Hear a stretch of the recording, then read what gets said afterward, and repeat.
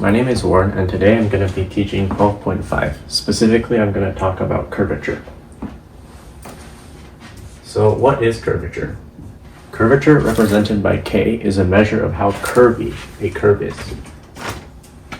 For example, in this in this curve, this part would have a much less curvature than this part because this part curves and this part is straight. So the definition of curvature is the magnitude of t prime of s. So it makes sense that the definition is t prime because t is the unit tangent vector and the curvature wants to measure the change in the direction. So that's why it makes sense to be the change in the unit vector. But why is it with respect to s and not with respect to t? Well, this is because when you're going along a curve with respect to t, the velocity at which you're going will change because t is not the arc length parameter, or may not be the arc length parameter. That's why s is more appropriate because it measures the curvature of the shape rather than taking in velocity. So why is there also a magnitude here? Well, there's a magnitude here because k is a scalar. And if you just had t prime of s, you'd be getting a vector value. In theorem 12.8, the book also gives us two more formulas. The first one being the magnitude of t prime of t divided by the magnitude of r prime of t. So we can see the difference between these two is that instead of having t prime of s, it has t prime of t, and they also divide it by r prime of t. So now we can try to figure out why this is true. So let's first start by relating s to t. So we know that the definition of the arc length parameter is that s of t is equal to the integral from a to b of the magnitude of r prime of t dt. So if we look at t prime of s, and if we just write it in this form, dt ds, we can use the chain rule to expand it to make it in terms of t and r. So that would be dt times dt ds. And since we know how to take the derivative of s of t through the fundamental theorem of calculus, we can get that s prime of t, or ds dt, is equal to the magnitude of r prime of t by using the fundamental theorem of calculus on this part. So putting it together, we'll have the magnitude of dt dt divided by the magnitude of r prime of t. And the whole thing is in a magnitude.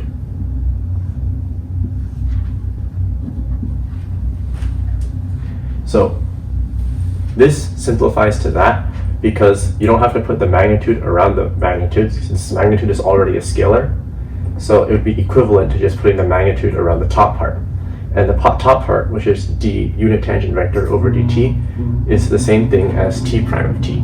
So it becomes the magnitude of t prime of t divided by the magnitude of r prime of t.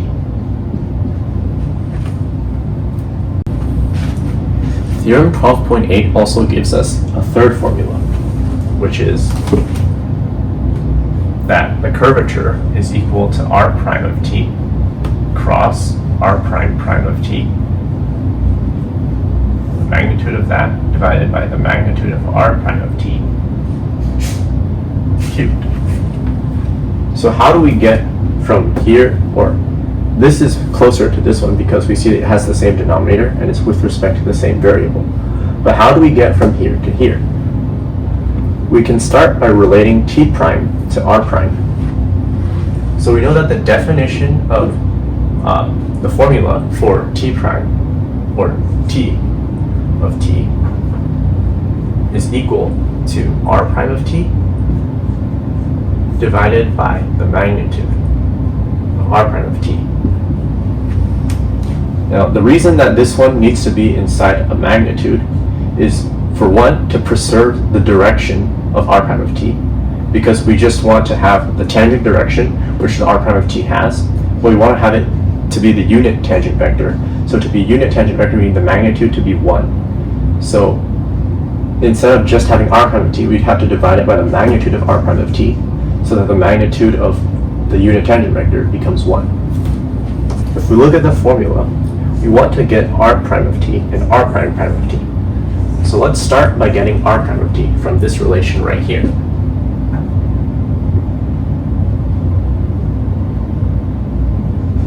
So we multiply both sides by the magnitude of r prime of t to get r prime of t is equal to t of t times the magnitude of r prime of t.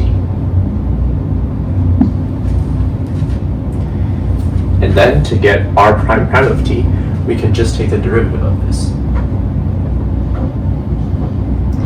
To take the derivative of this with respect to t, we can use the chain rule. So it becomes t prime of t times the magnitude of r prime of t plus t of t times the derivative of r prime of t. Since it would be messy to write a prime on the outside here, we want to just change this to s of t, because that's the definition of s prime of t. So we'll just say this is s prime prime of t.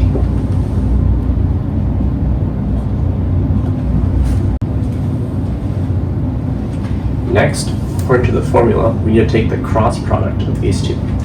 So let's start by just substituting it in. So r prime of t cross r prime prime of t is equal to t of t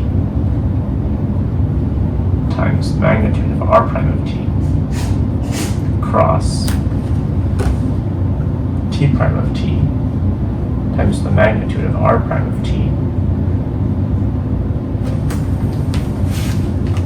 plus t of t times s prime prime of t.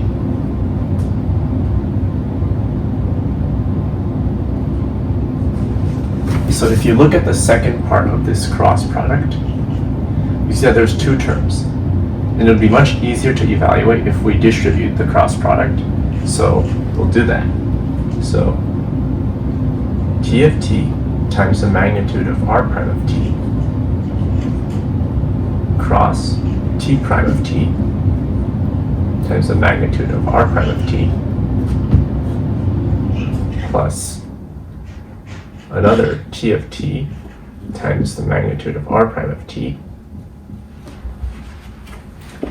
cross t of t times s prime prime of t.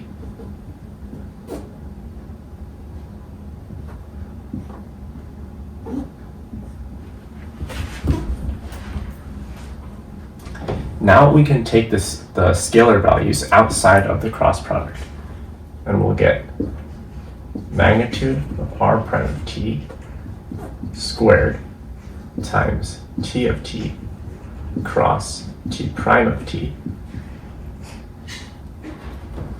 plus, this one has r prime of t and s prime prime of t as the scalar values, so it's magnitude of r prime of t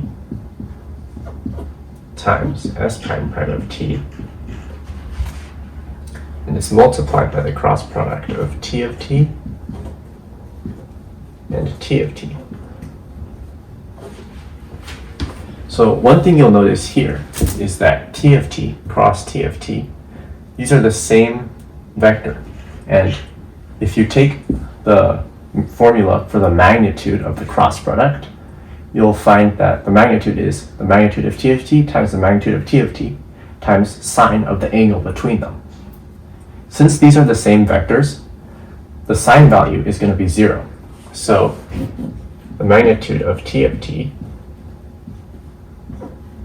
times the magnitude of t of t times sine of the angle between t of t and t of t, which is going to be 0. is going to be equal to the magnitude of this cross product. And that's equal to 0 because sine of 0 is 0. In other words, this whole part, this whole second term, is going to be equal to 0. This whole thing. So essentially, you can just ignore this second term because it's equal to 0. Now we want to focus on this term. But before that, you want to look back at the formula here. And that formula says we want the magnitude of r prime of t. So if we were to take the magnitude, or we want to take the magnitude of the cross product. So if we were to take the magnitude of this cross product, so let's say the magnitude of r prime of t cross r prime prime of t, then we don't have to actually evaluate this cross product. This scalar value, we don't have to do anything because it's already a magnitude. So it's not really affected by this operator. But this part is. So this part we're getting the magnitude of this cross product between t of t and t prime of t. And when we were learning the derivation of the principal unit normal vector, we learned that t of t and t prime of t were orthogonal to each other. So this is useful because since we're just taking the magnitude of this cross product, we can use the simpler formula that we used here, where the cross product would be equal to the magnitude of the first vector times the magnitude of the second vector times the angle between them. And since we derived that they were orthogonal inside that derivation, we can see that this is going to be sine, the angle between them is going to be 90 degrees, or pi over 2. Now, putting this all together, we can see that sine of pi over 2 is here, and this is just going to be equal to 1. We also see the magnitude of the unit tangent vector, and by definition of being a unit vector, its magnitude is 1. So what we get is the magnitude of r prime of t squared times 1 times the magnitude of t prime of t times 1.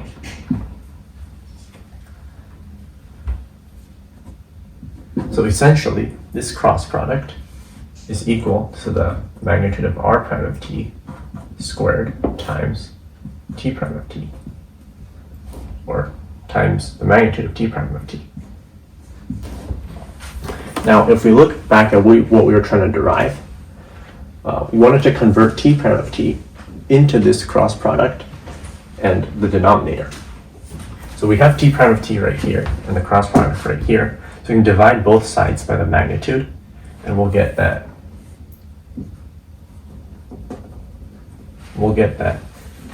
t prime of t, the magnitude of t prime of t, is going to be equal to the cross product of r prime of t and r prime prime of t divided by the magnitude of r prime of t squared. Now, if we look at this original formula, we start with t prime of t's magnitude divided by r prime of t's magnitude. So we can just go ahead and divide both sides by that.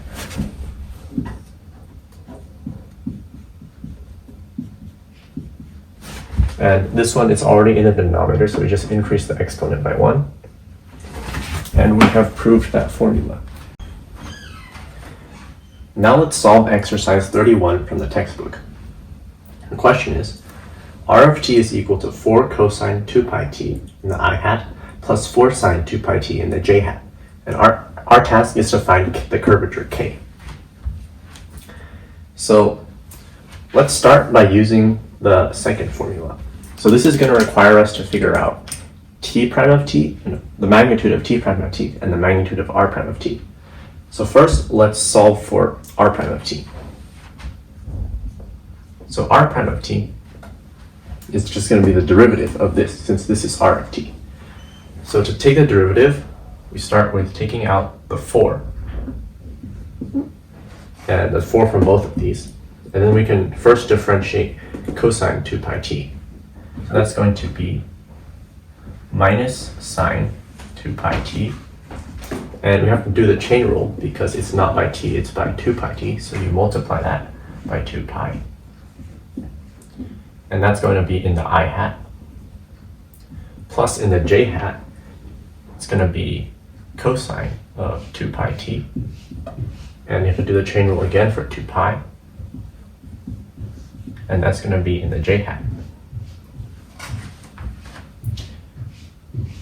Next, the question is asking for magnitude of r prime of t. So we'll take the magnitude of this. We can take out the scalar. And we'll have to take the square of the I component, the square root of the square of the I component plus the square of the j component. It's going to be the square root of minus sine, or let's take the 2 pi out as well. Since the 2 pi is in both of these, you can take out that scalar. It becomes 8 pi.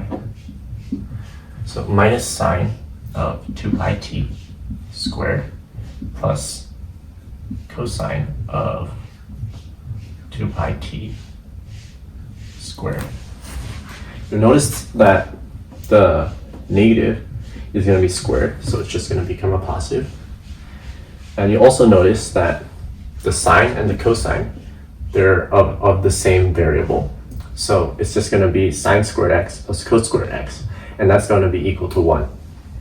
So in other words, this is going to be 8 pi times square root of 1, and that's just going to be 8 pi. Next, we need to find t prime of t. And to do that, we need to find t of t first. So we know that t of t is equal to r prime of t divided by the magnitude of r prime of t.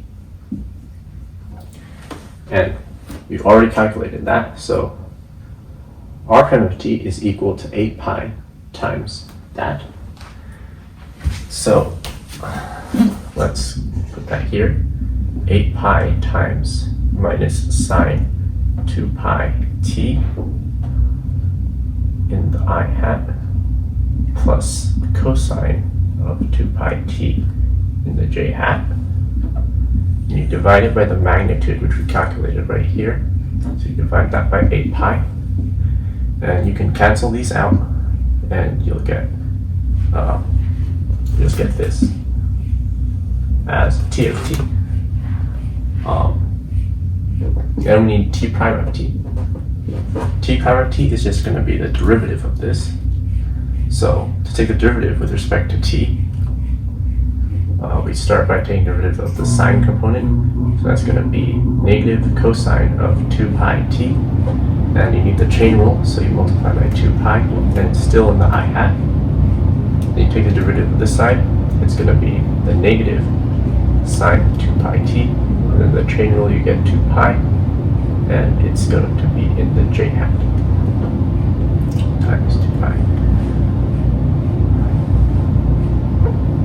Now taking the scalar out, we'll get it's equal to negative 2 pi times cosine of 2 pi t I hat plus sine of 2 pi t j hat.